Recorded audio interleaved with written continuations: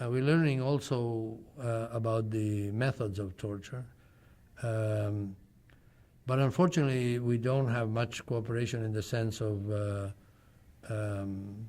truth-telling by the United States. Because other than those two Senate committee reports that I mentioned, and the second one heavily redacted, and a summary, the United States has not come clean on the extent of torture. The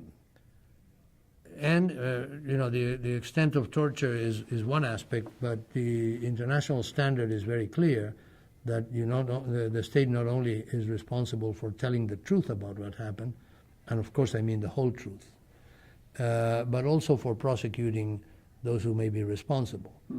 And there, the official position of the United States right now is that they are not providing an amnesty or a pardon, but so supposedly possibilities of prosecution are open. But in fact, the Durham inquiry, the special prosecutor that was appointed to look into it, ended up in a slap in the wrist saying that it was wrong, too bad, but not recommending any prosecution. And the reason, the official reason the Department of Justice has decided not to prosecute any of the cases that are now pretty well known is because they take and they do it on a categorical basis, that anybody who committed torture in those circumstances was under the mistaken impression that it was legal because of the so-called torture memos.